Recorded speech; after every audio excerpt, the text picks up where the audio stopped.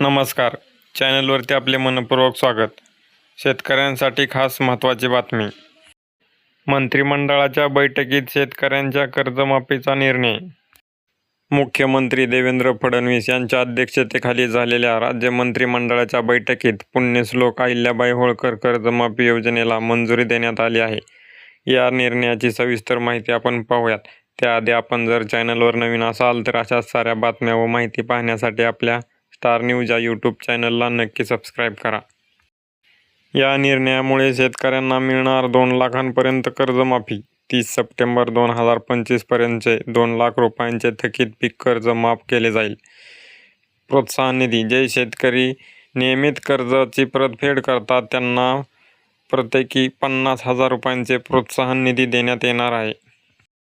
56 लाख शेतकऱ्यांना या योजनेचा फायदा होणार असल्याचे सांगण्यात येत आहे. या शेतकऱ्यांच्या कर्जमाफीसाठी शासनाने 36,585 कोटी रुपयांची तरतूद केली असून 56 लाख शेतकऱ्यांना या योजनेचा थेट लाभ मिळणार आहे. महत्त्वाचे म्हणजे सध्या विधान परिषद निवडणुकाची आचारसंहिता लागू असल्यामुळे या निर्णयाची अधिकृत घोषणा व अंमलबजावणी ही आचारसंहिता संपल्यानंतर करण्यात येणार आहे. राज्यातील अनेक भागांमध्ये गेल्या काही वर्षांपासून अवकाळी पाऊस, दुष्काळ, अतिवृष्टी, गारपीट आणि बाजारभावातील चढ-उतार यामुळे शेतकऱ्यांची आर्थिक परिस्थिती मोठ्या प्रमाणात ढासळली होती.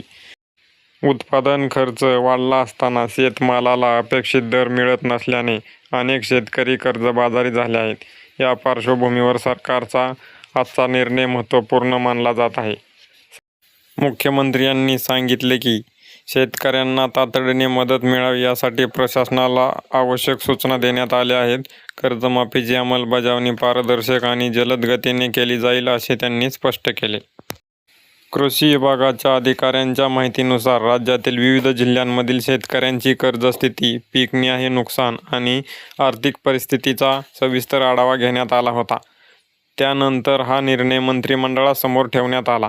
अनेक विभागांच्या संयुक्त अभ्यासानंतर तयार करण्यात आलेल्या या प्रस्तावाला अखेर मंत्रिमंडळात मंजुरी मिळाली आहे.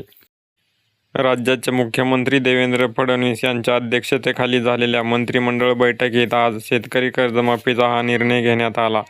मात्र विधान परिषद निवडणूक आचारसंहिता सुरू असल्याने अधिकृत घोषणा होणार नाही असे मुख्यमंत्र्यांनी स्पष्ट केले. तरीही 20 जूनपर्यंत प्रशासकीय प्रक्रिया पूर्ण करून पैसे खात्यात जमा करण्याच्या हालचाली सुरू होणार असल्याचे त्यांनी सांगितले. राज्य मंत्रिमंडळाच्या या ऐतिहासिक निर्णयाचं शेतकऱ्यांकडून स्वागत करण्यात येत आहे. अशाच साऱ्या बातम्या व माहिती पाहण्यासाठी आपला स्टार न्यूज हा यूट्यूब चॅनल नक्की सबस्क्राईब करा. धन्यवाद.